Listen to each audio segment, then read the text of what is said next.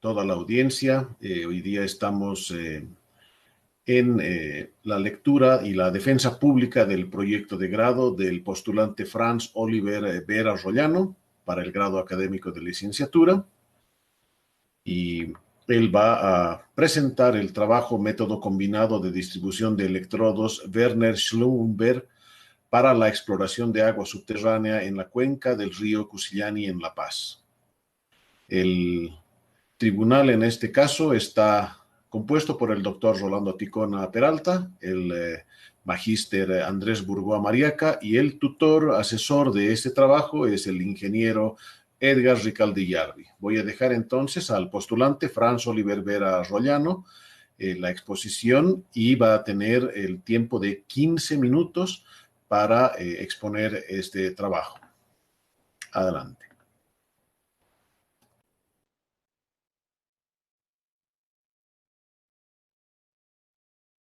Tienes que habilitar tu micrófono, Oliver. Gracias, doctor. Agradecer a mis tribunales y a mi asesor, que ha sido parte en el área de geofísica. Bueno, para empezar, voy a empezar a compartir pantalla.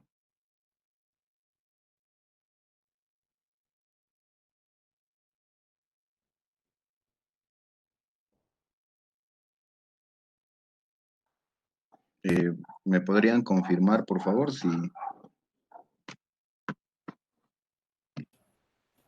Sí, está comenzando a compartir.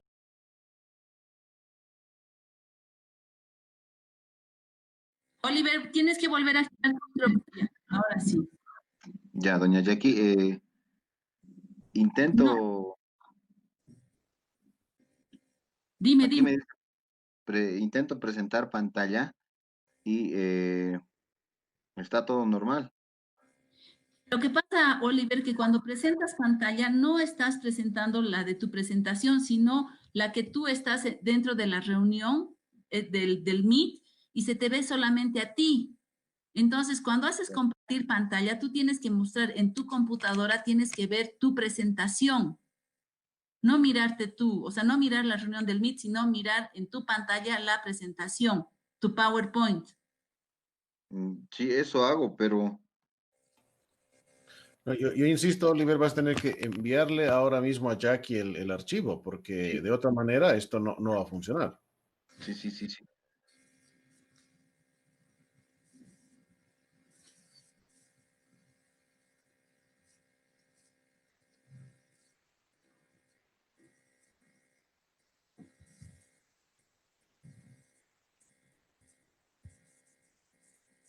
Doña Jackie, ¿le puedo mandar a su celular? Preferiría que me mandes por correo, Oliver, si puedes. Ya, Estoy en otra máquina que no estoy con WhatsApp en esta máquina, por eso preferiría que me mandes por correo a la cuenta de J. Glasino Fiumsa y ahí ya. puedo bajarla y la presento. Mm,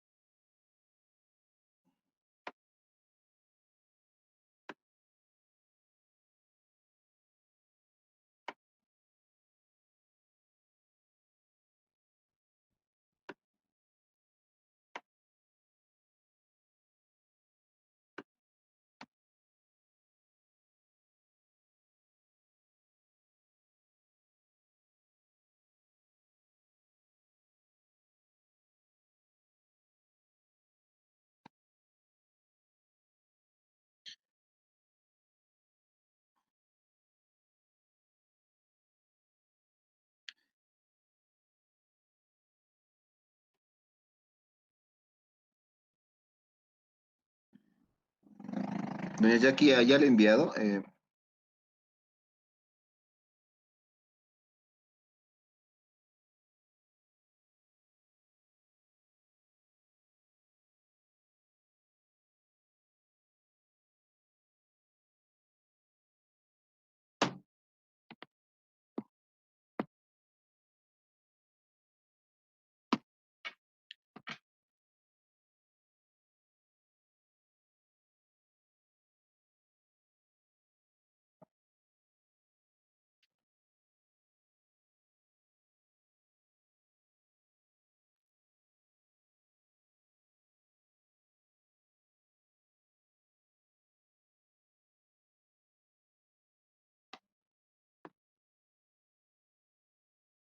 Hola.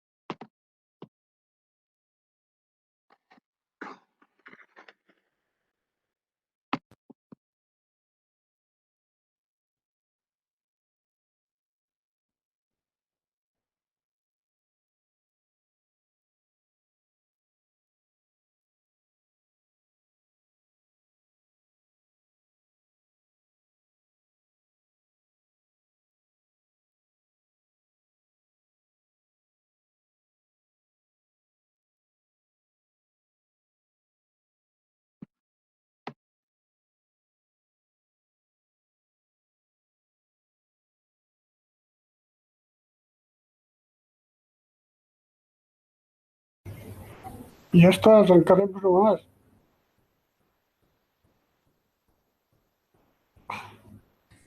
Ahora sí ya ven, ¿no? O sea, bueno, he vuelto un ratito aquí para... Estamos viendo tu pantalla, Jackie.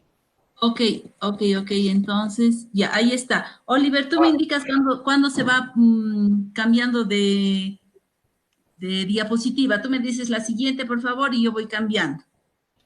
Ok, entonces comenzamos.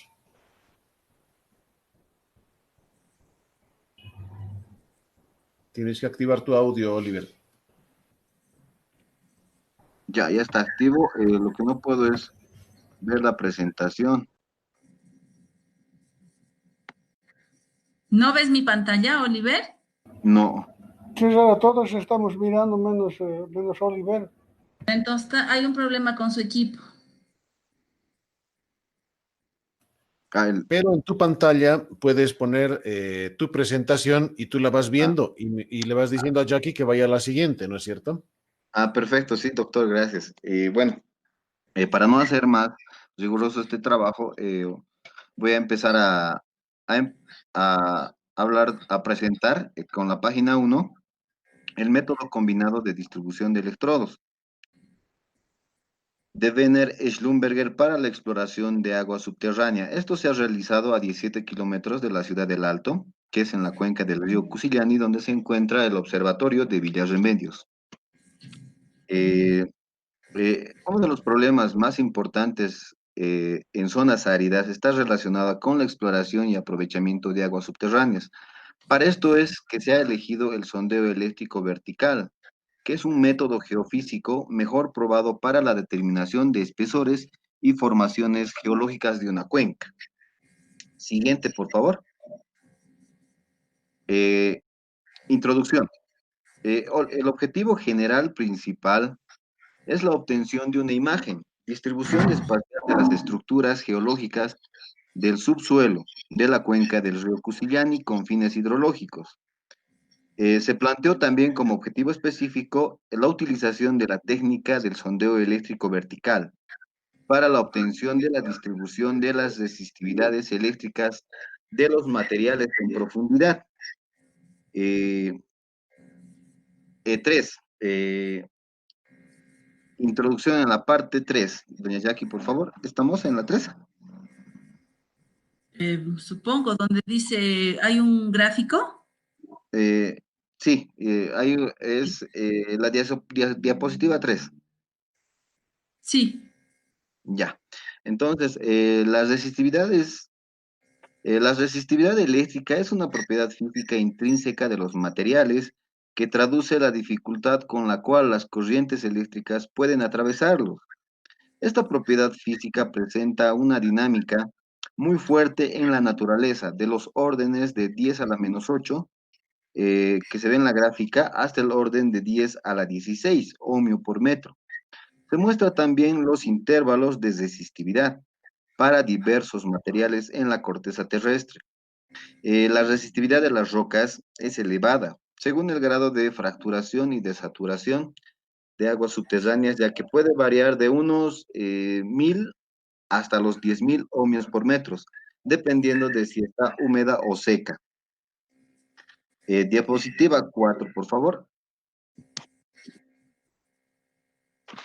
En este método de resistividad eléctrica consiste en medir la diferencia de potencial entre estos dos pares de electrodos, que es M y N, y A y B, generada por la inyección de corriente eléctrica entre otro par. La distribución de las diferencias de potencial medidas en la superficie proporciona información acerca de la distribución de las resistividades eléctricas en el subsuelo. La profundidad de penetración es proporcional a la separación entre electrodos. La variación de las diferencias de potencial en función de dicha separación permite hacer inferencias acerca de la estructura del subsuelo. La magnitud medida se llama la resistividad aparente. Entonces, se muestra una fórmula al lado derecho en donde se muestra la resistividad aparente, que depende de la separación de las resistividades en el subsuelo, en un medio homogéneo que puede ser calculada a partir de valores de corriente y de valores de diferencia de potencial. Eh, en la fórmula se ve K, que es el coeficiente geométrico, que depende solamente de las posiciones relativas de los electrodos. La relación entre la resistividad aparente y la resistividad real es muy compleja, por lo que se requieren procesos de inversión. En la diapositiva 4, en principio los 4 electrodos pueden adoptar cualquier disposición geométrica sobre el plano que representa la superficie del terreno. Estas disposiciones geométricas se denominan dispositivos o arreglos lineales. Si se conocen las distancias mutuas entre los electrodos y se mide la intensidad que pasa por A y B, así como la diferencia de potencial entre los electrodos M y N, eh, es posible calcular la resistividad aparente mediante la fórmula donde se muestran estos electrodos. Abajo hay una fórmula. Para este caso, la intensidad de la señal es inversamente proporcional al factor geométrico utilizado. Es la característica del dispositivo Wiener. El factor geométrico del dispositivo es el más pequeño, por lo que posee la señal intensa. Esto es importante en casos en que la prospección se realiza en áreas con altos niveles de ruido. Diapositiva 6. La disposición de Schlumberger. En principio, los 4 electrodos pueden adoptar cualquier disposición geométrica sobre el plano que representa la superficie del terreno. Estas disposiciones geométricas se denominan dispositivos o arreglos lineales, tanto para el caso de el dispositivo de Schlumberger. O sea que estos dos métodos solamente se deben a sus disposiciones geométricas. Ya este dispositivo se trata de un dispositivo límite, que aunque en la práctica es realizable de modo riguroso, presenta grandes ventajas teóricas. Esta puede llevarse a cabo con suficiente aproximación. La idea es hacer que la distancia que separa los electrodos M y N tienda a cero. Diapositiva 7, por favor. Entonces, para el trabajo en campo que se ha podido realizar, se ha mezclado tanto el dispositivo de Wiener como el dispositivo de Schlumberger.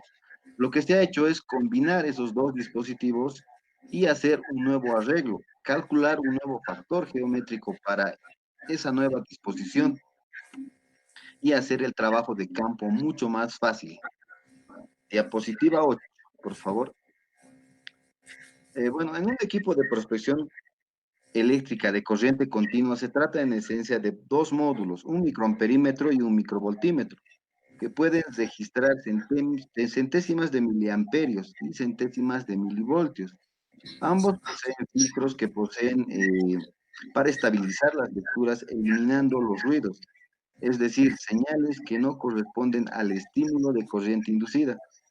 Se mide también el potencial natural aplicando una corriente provista por el equipo de igual magnitud y signo contrario, como compensador de potencial.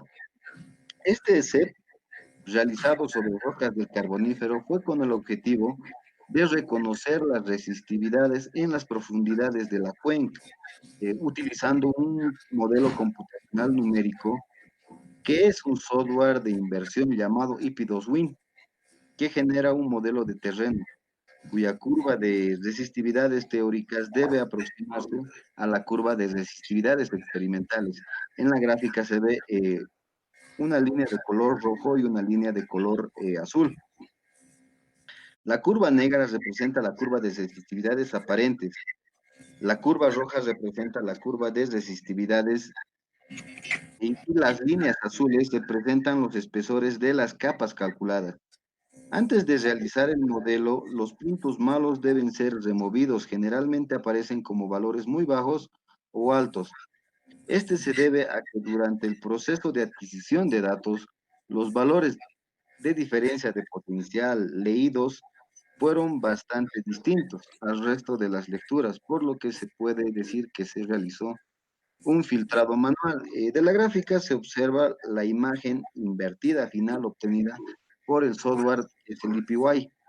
El error obtenido por el modelo de inversión fue del 4.5% para este ejemplo, el cual es aceptable ya que puede apreciar valores de resistividades muy amplios, ya que la curva disminuye el valor de la resistividad de la roca seca del orden de los 10.000 ohmios por metro y a roca penetrada por un segundo medio a valores de 700 ohmios por metro, indicando la existencia de fracturas rellenas de arcilla que hacen que la resistividad se reduzca. Habiéndose trabajado sobre la capa y sobre fracturas no transversales, que indica que la corriente viajó a lo largo de la lámina de arcilla, metida en la roca fracturada con agua corriente. Diapositiva 9. En la diapositiva 9 se muestra sets caracterizados eléctricas de rocas de la cuenca, ¿ya? En particular, este sondeo se realizó con el método Schlumberger, que es parte de los 8 sets fundamentales. Se han realizado mediciones con la finalidad de obtener información de las resistividades específicas para reconocer a las rocas y formaciones que están aflorando en la cuenca. En esta cuenca de estudio, la tabla a la derecha muestra que tiene un espesor de 0,6 metros de espesor, con diferentes propiedades. Reconociendo la tabla anterior, se puede ver que son gravas, areniscas, arcillas. ¿Ya? Y la segunda capa caracteriza la ceniza volcánica, que es la sinerita, que tiene 3 metros de espesor. Ya la fotografía técnica muestra el lugar del sondeo. Nótese que se calcula el espesor de la última capa, puesto Oliver, que se considera de espesor. tienes 5 minutos más. Ya, gracias. De espesor infinito. Entonces, en esta gráfica se muestra lo que se ha realizado con el sondeo. En la gráfica se muestra un material blanco que es la tinerita, que se puede evidenciar con las resistividades. Bueno, en particular el sondeo realizado con el método diapositiva 10, por favor. En particular este sondeo se ha realizado con el método Schlumberger, que es parte de los 8 estudios fundamentales y se realizan mediciones con la finalidad de información de las resistividades específicas para reconocer las rocas. Diapositiva 11, por favor. Diapositiva 11. Entonces aquí se muestran todos los steps que se han realizado mediante el método combinado el método combinado Wellner-Schlumberger, que muestran valores bajos de resistividad. Diapositiva 12, por favor. La gráfica al lado derecho muestra la región este montañosa. A la izquierda, hacia el oeste, fue objeto de la realización de los denominados sets verticales, fundamentales con la esperanza de encontrar material granulado, arena de alta porosidad en el subsuelo, al estar observando un territorio de grandes dimensiones donde se encuentran rocas de muy baja porosidad, por tanto, alta impermeabilidad que posibilitan la acumulación de aguas subterráneas en las mismas. Las aguas no tienen otra opción que las de formar escorrentías de manera casi instantánea. Para terminar, de manera general en la cuenca es casi imposible encontrar acuíferos a menos de 100 metros de profundidad. Son escasísimas las probabilidades de recarga. Las escorrentías en este caso representan más del 80% de precipitación en la cuenca en consideración. Entonces, por lo tanto, haciendo un punto final, acá está difícil por lo menos encontrar agua hasta los 100 metros que se ha podido estudiar mediante los métodos. Con eso terminaría mi presentación. Gracias.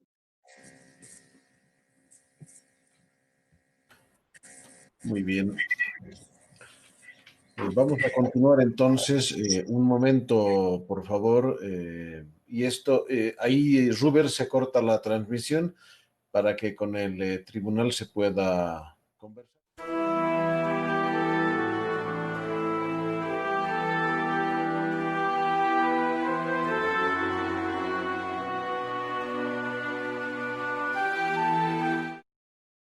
A la sesión de preguntas, los tribunales tienen la palabra en este caso, doctor Ticona o Andrés, ¿quién prefiere comenzar con la sesión de preguntas?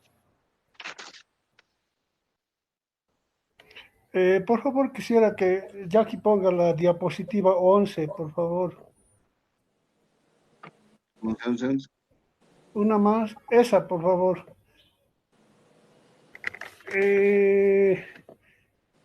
No sé, estas gráficas que representan son ajustes, ahí parecen histogramas.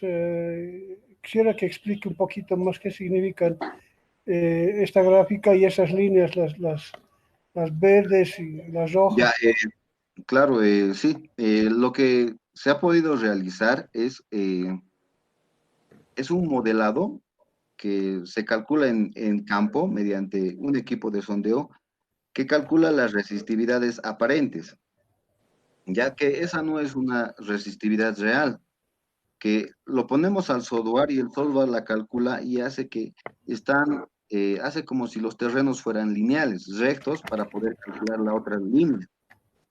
¿Ya? Entonces, esto para que se pueda entender, las líneas azules son los espesores que calcula y lo que hace básicamente el software ya es hacer un conjunto de resistividades, o sea, de parámetros. Hace un método de inversión, un parámetro de modelo mediante modelos lineales, como una matriz jacobiana, algo por el estilo. Esa es la inversión que hace el modelo, que es el EPY. Estas tablas de acá al lado, donde dice de la gráfica al lado, muestran las resistividades. Las resistividades de cada capa que se encuentra o donde la corriente vaya a buscar. Entonces, en las últimas capas es donde no se muestran los espesores del material, puesto que la corriente ha llegado al material, pero no ha logrado determinar la otra capa. No sé si me he dejado entender, doctor.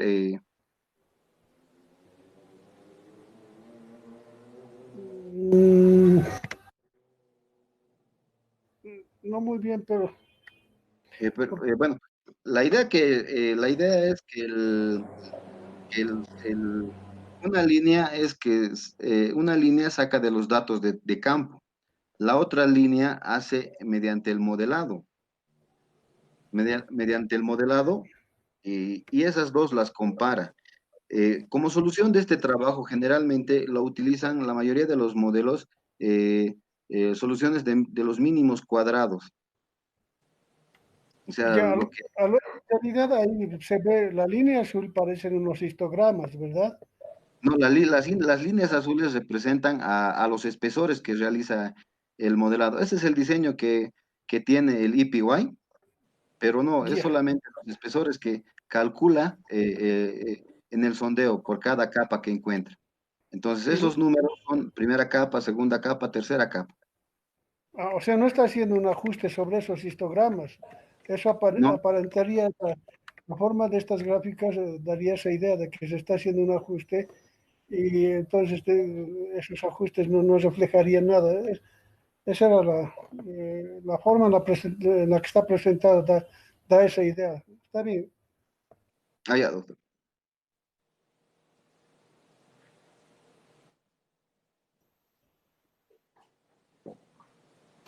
Bien, Andrés, ¿tienes alguna consulta? O Rolando, ¿tú ya has terminado las consultas? Sí, en realidad esa era la única duda que tenía. Ok. Andrés, ¿tienes alguna consulta al Eh, respecto? sí, hay una encuesta, ha citado el que se llama el equipo con el cual, que es con el que han hecho los sondeos, y obviamente el equipo está generando datos y de pronto algunas gráficas. Es Ah, interesante, eh, pero eh, no sé, hay, porque le escuché, creo dijo, es una regresión lineal, o sea, es una regresión lineal múltiple, o directamente las gráficas las genera el software y uno es el que le va dando la interpretación. doctor, dicen, sí, básicamente eso es lo que, esto no es un método directo, puesto que primero se tiene que hacer un empalme. Los datos brutos de trabajos recogidos primero se hacen una corrección de datos. Generalmente aparecen datos que están fuera del rango, entonces eso se lo tiene que ajustar manualmente. Eliminar básicamente es no tomar en cuenta esos datos. Luego, antes de procesar el EPY, se tiene que hacer un empalme, un ajuste, un suavizado, para que el software lo pueda interpretar correctamente. Y como siempre, este método no es muy directo, es más de interpretación. Entonces hay mucho error sistemático involucrado. Sí, bueno, eso depende del que está afuera de la computadora, el que está haciendo el modelado, ¿no? Puede haber muchos errores y no solo por errores de hacer el modelado, sino en toma de datos igual, porque el equipo es muy sensible, ya que trabaja eh, con milivoltios y miliamperios. Entonces también puede haber tomas de datos erróneos. Es por eso que se toman un total por cada sondeo, más de 30, 40 datos para interpretar una sola cosa. El problema de esto es que se abarca grandes distancias. Entonces, en el altiplano sí nos ha podido resultar bien porque no hemos tenido ese problema con las montañas o algo que pueda interferir con los datos. Pero entonces el equipo había que calibrar porque si hay mucho error sistemático, Sí, sí, de sí, pronto por eso. estamos viendo ruido. Sí, para calcular el ruido se emite una corriente por los electrodos sin hacer ninguna medición. Entonces, esos valores se les resta a cada uno justamente para evitar esos errores sistemáticos. El ruido de fondo, el ruido que estamos calculando. Eso se hace ya manualmente al momento de hacer en el trabajo. Eso ya al momento de graficar, entonces ya debería estar incluido esa resta. Exacto. ¿El equipo está a disponibilidad o estaba a préstamo? Eh, el equipo ha sido como un préstamo.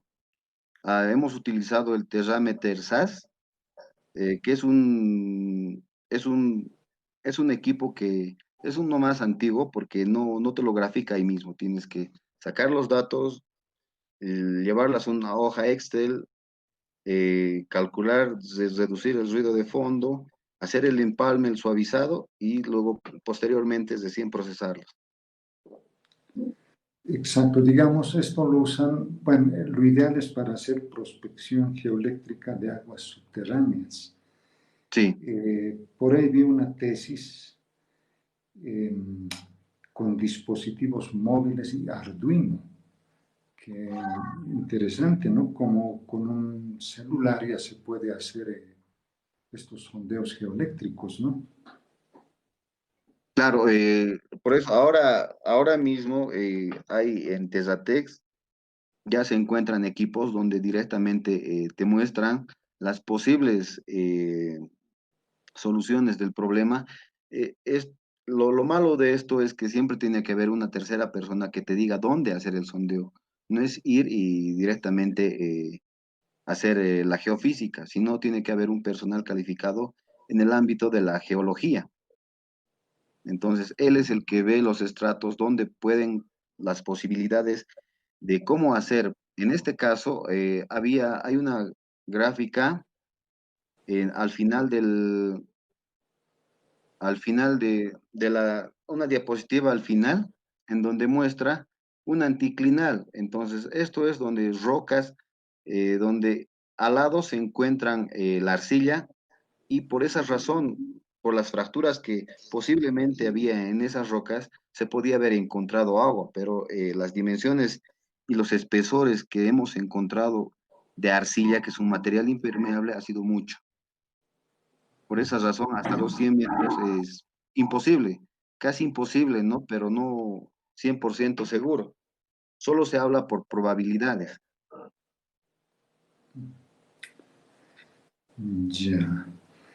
En, en costos, ¿cuánto sería? Si alguna, por ejemplo, alguna comunidad en el altiplano, ahora especialmente por el lago menor, hay mucho problema de sequía, está disminuyendo el embalse del lago, entonces están proponiendo hacer sondeos geoeléctricos para posibles fuentes de agua subterránea.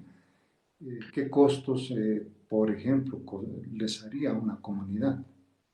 Ya, bueno, esa pregunta es generalmente la más importante para hacer prospección geoeléctrica, porque primero se debe mucho el personal, ya que para hacer el método Schlumberger o Wenner se necesita por lo menos un personal por cada electrodo.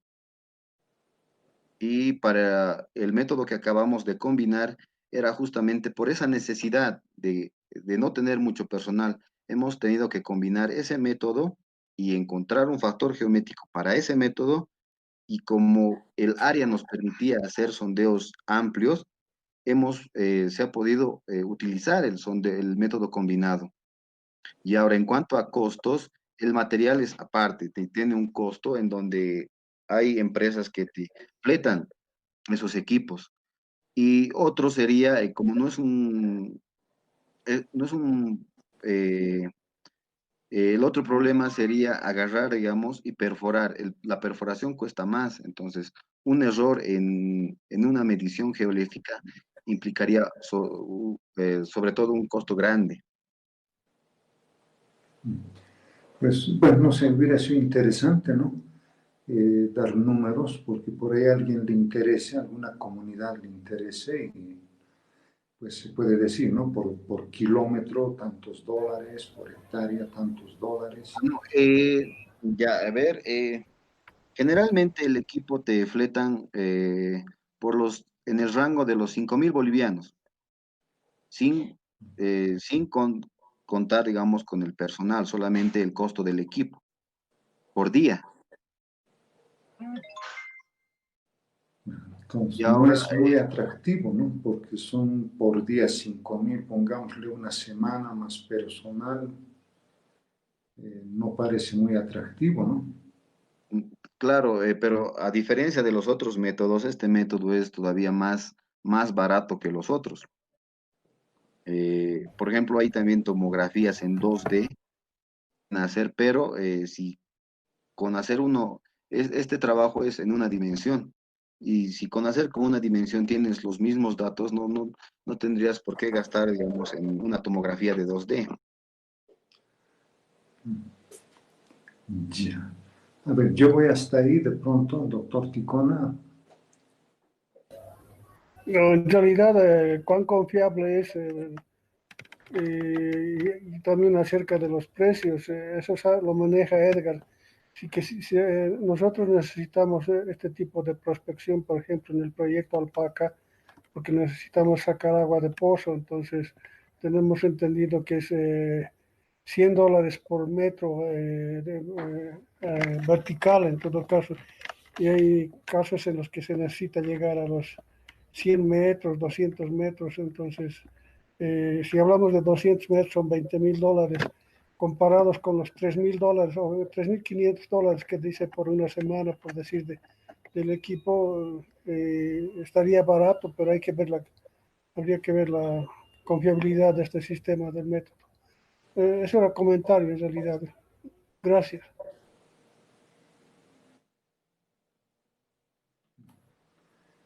Sí, pues por mi parte igual ya habría dado las, no observaciones, pero con pregunta y de pronto haber hecho un poco ese análisis sobre costos, ¿no? Por ahí alguien viene a la carrera o llama y dice, queremos un sondeo geoeléctrico en tal lugar y cuánto va. Eso es, ¿no? Entonces, Muy bien. Creo que habiendo terminado esta ronda de preguntas del tribunal, habría que revisar, Ruber, si es que hay alguna pregunta del público que está asistiendo mediante YouTube.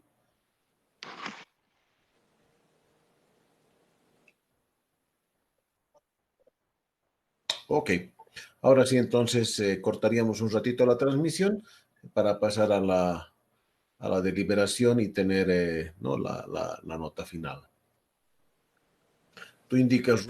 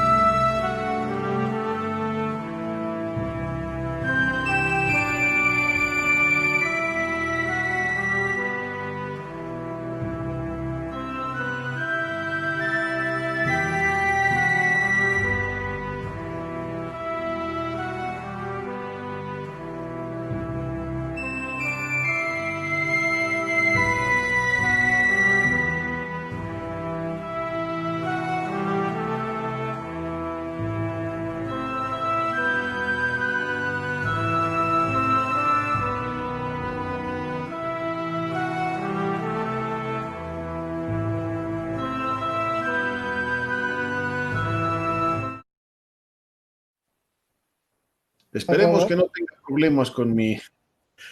Ok. Muy bien.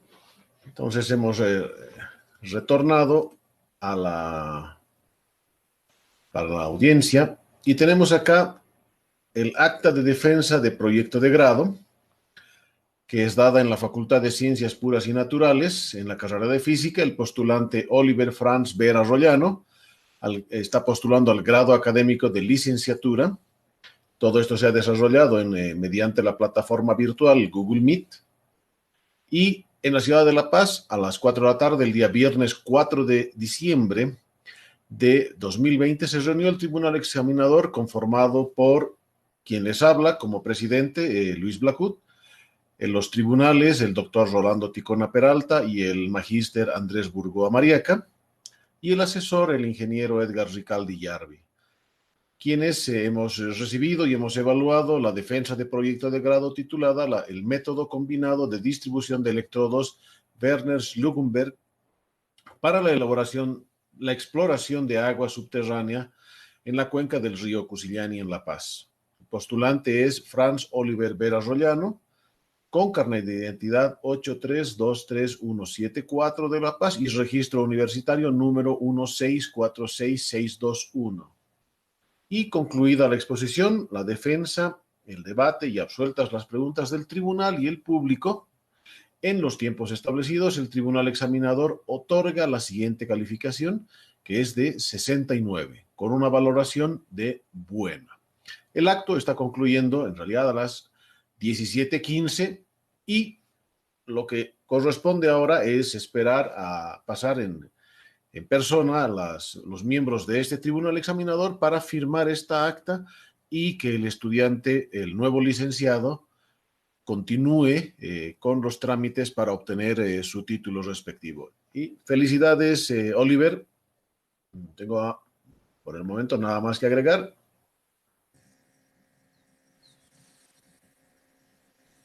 Gracias, doctor. Muy bien. Bueno, algunas palabras. La presentación, por supuesto, que ha sido muy corta. Una buena presentación hubiese exigido de repente 1 hora para hablar de los diferentes aspectos que se presenta este proyecto. Aspectos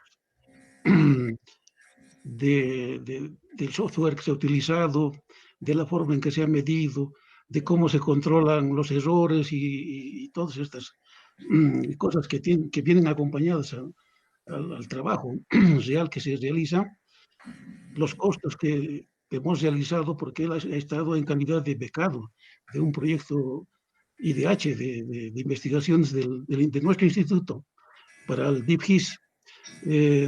Entonces, realmente el trabajo ha sido arduo. La presentación lo suficiente como para que la gente que no está en el área de geofísica entienda más o menos lo que se hace, ¿no?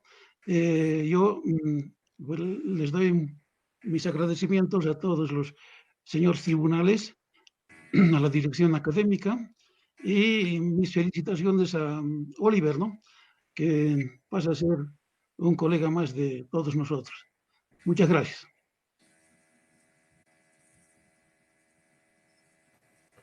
Muy bien. Gracias, Inge. Bueno, para terminar,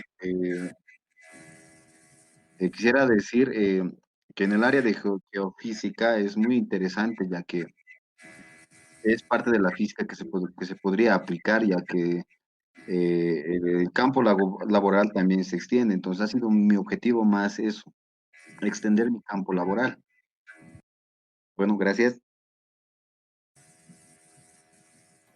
Muy bien, excelente. Entonces, creo que con eso daríamos por concluida la defensa de tesis y agradecemos mucho al público que nos ha acompañado en esta tarde. Muchas gracias. Muchas gracias, Jackie. Muchas gracias, Ruber. Esta ha sido una muy buena transmisión. Muchas gracias. Felicidades, Oliver.